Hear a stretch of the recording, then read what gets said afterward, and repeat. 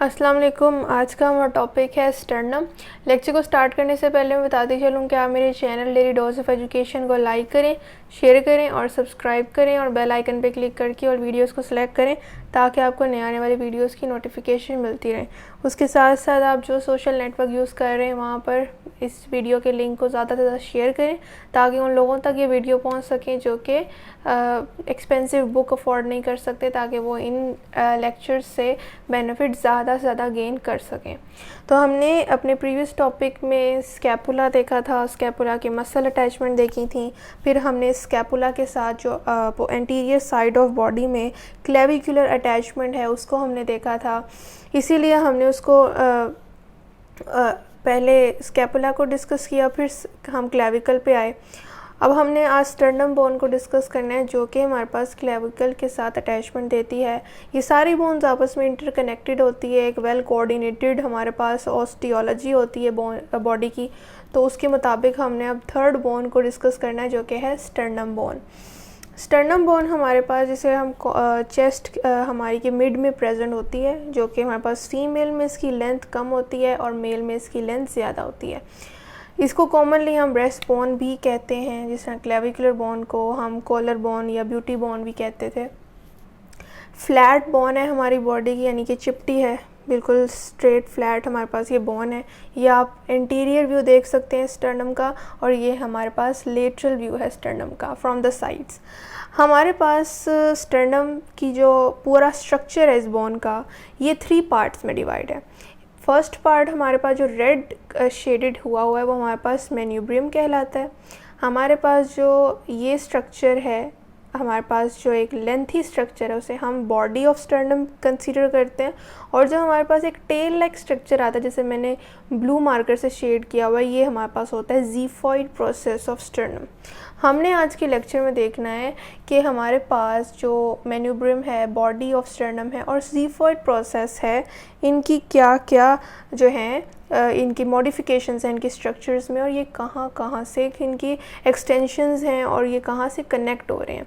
हमें पता है कि बॉडी के चेस्ट के मिड में प्रेजेंट ये बोन हमारे पास रिब्स के साथ कनेक्टेड होती है, क्योंकि हमारी जो चेस्ट वॉल है वो रिब से बनी होती है। रिब केज होता है जो कि हमारे इम्पॉर्टेंट वाइटल्स ऑर्गन्स जैसे कि लंग्स और हार्ट है उसे प्रोटेक्ट कर रहा होता है।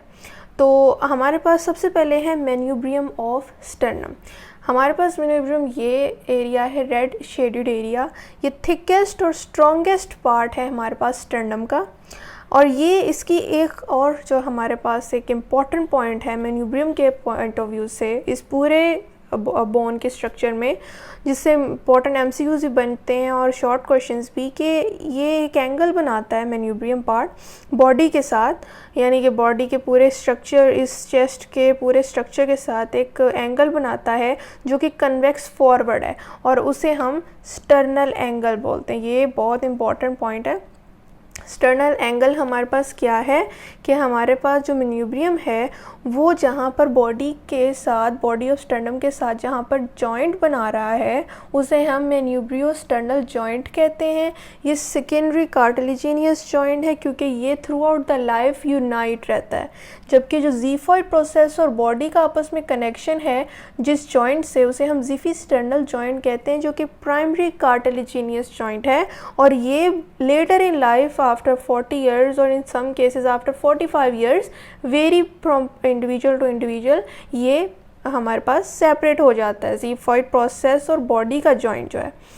तो हमारे पास जो मेन्यूब्रियम का ये वाला जॉइंट है, यहाँ पर स्टर्नल एंगल बना रहा होता है ये बॉडी के साथ, जो कि कन्वेक्स फॉरवर्ड होता है। कन्वेक्स फॉरवर्ड यानी कि यूँ इस तरह से। और उसके बाद हमारे पास एंटीरियर, इससे ये पता लगा कि एंटीरियर सरफेस जो है हमारे पास स्टर्नम बोन का वो कन्वेक्स है फ्रॉम साइड्स। साइड से ऐसे कन्वेक्स है, आप ये देख रहे हैं, ये लेटरल व्यू से ये आपको कन्वेक्स शेप बनती हुई नज़र आ रही है कुछ यूँ। तो ये कन्वेक्स शेप है from the sides and concave from above downwards, और ये हमारे पास ये अबव डाउनवर्ड से कनकेव हो जाता है यानी कि यूँ हो जाता है। तो ये हमारे पास पूरा इसका एक एंगल है जो बॉडी के साथ बन रहा होता है। तो इसको हम स्टर्नल एंगल बोलते हैं, यानी कि मैन्यूब्रियो स्टर्नल जॉइंट का दूसरा नाम हम कह सकते हैं स्टर्नल एंगल है, जो कि हमारे पास ये वाला एरिया बना रहा है मैन्यूब्रियम और बॉडी ऑफ स्टर्नम के इन बिटवीन जो जॉइंट बन रहा है। अब हमारे पास बॉडी आ जाती है। बॉडी को समझने से पहले आपको कुछ नोचेस हैं जिसको अंडरस्टैंड करना होगा।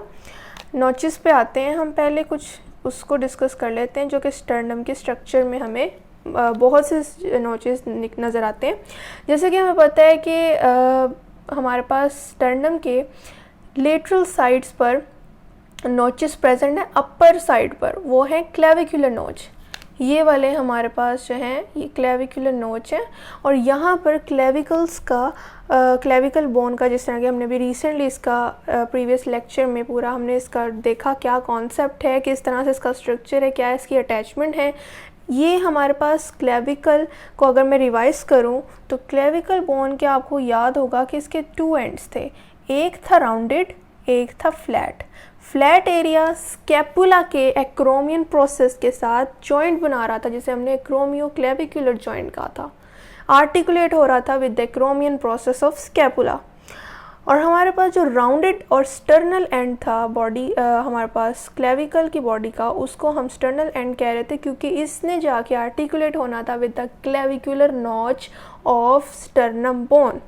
और उसको अगर हम मोर एक्यूरेटली कहें तो manubrium part of the sternum bone.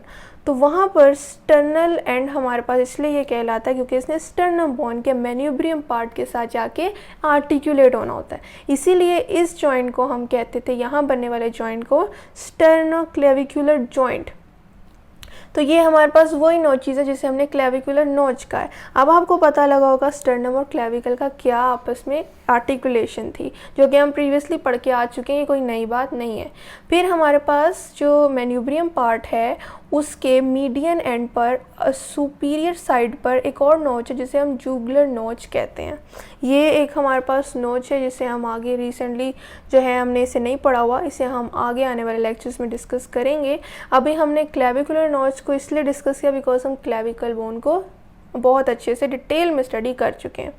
अब आपको पता है कि जिस तरह हमारे पास जुगुलर नॉच और क्लेविकुलर नॉच थी, उस तरह हमारी पूरी जो मैन्यूब्रियम के बाद आने वाली बॉडी ऑफ स्टर्नम है उसमें पूरी बॉडी कवर हुई हुई है नॉचेस से, जिसे मैंने हमारे पास इंटीरियर व्यू से भी और लेटरल व्यू से भी दिखाया है।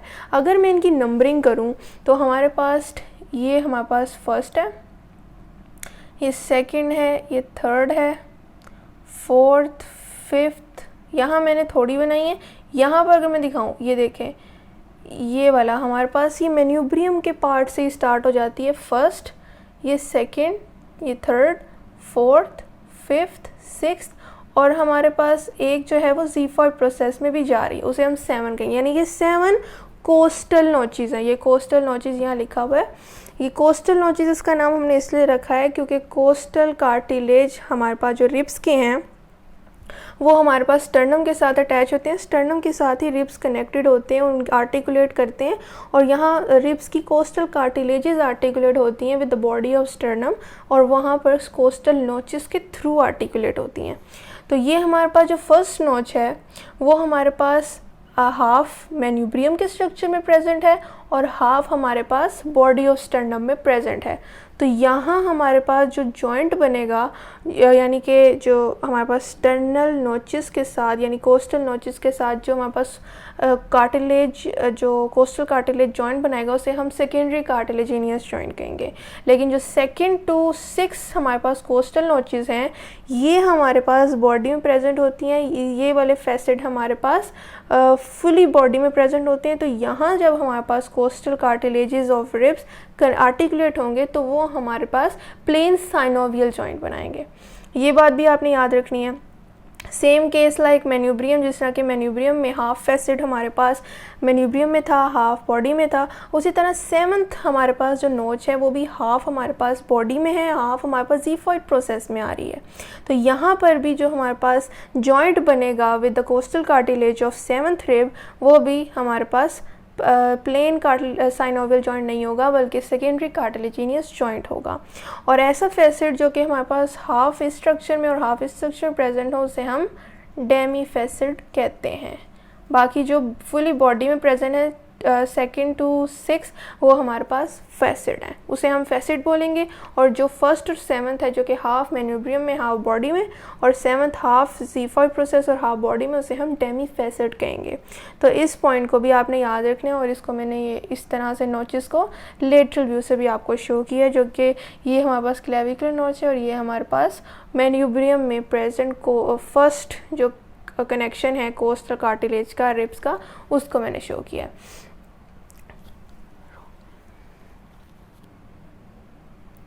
तो हमारे पास जो कोस्टल नोचेस हैं उनको हमने डिटेल में स्टडी कर लिया कि किस तरह से ये हमारे पास मैंने कोस्टल कार्टिलेजेस रिब्स के दिखाए हैं, जो कि ये हमारे पास फर्स्ट है। सेकंड वाला जो है ये यहाँ से हाफ मैन्यूब्रियम से है और हाफ जो हमारे पास है उसका फैसिड बॉडी से है। उसके बाद इस तरह से नंबरिंग होती है और 7th हमारे पास दोबारा से ज़ीफॉइड प्रोसेस और बॉडी के दरमियान डिवाइड हुआ हुआ है। इसका जो एंटीरियर सरफेस है स्टर्नम का, यहाँ पर 3 ट्रांसवर्स रिजेस प्रेजेंट होती हैं, जबकि लेटरल व्यू में देखें तो वहाँ पर कोस्टल नोचेस प्रेजेंट होती हैं कोस्टल कार्टिलेजेस ऑफ रिब्स की आर्टिकुलेशन के लिए। तो ये पॉइंट्स आपने याद रखने। इसका बस इंटीरियर और लेटरल व्यू ही इंपॉर्टेंट है, बाकी जो है वो इसका पोस्टीरियर व्यू इतना हम स्टडी नहीं करते। तो आई होप आपको इस आज के लेक्चर की समझ आई होगी और आपको आज के टॉपिक के साथ साथ क्लेविकल और स्कैपुला की भी आपस में कनेक्शन पता लगी होगी कि इन तीनों बोन्स में स्टर्नम, क्लेविकल और स्कैपुला में आपस में क्या कोऑर्डिनेशन है, किस तरह से एक दूसरे के साथ कनेक्टेड है, यानी स्कैपुला क्लेविकल के साथ और क्लेविकल आगे स्टर्नम के साथ। तो आई होप आपको आज के लेक्चर की समझ आई होगी। अगर कोई क्वेश्चन हो तो आप कमेंट में ज़रूर पूछें। मैं फिर बताती चलूँ कि आप मेरे channel daily dose of education को लाइक करें, शेयर करें और सब्सक्राइब करें और बेल आइकन पर क्लिक करके और वीडियोज़ को सिलेक्ट करें ताकि आपको नए आने वाली वीडियोज़ की नोटिफिकेशन मिलती रहे। शुक्रिया, अल्लाह हाफ़िज़।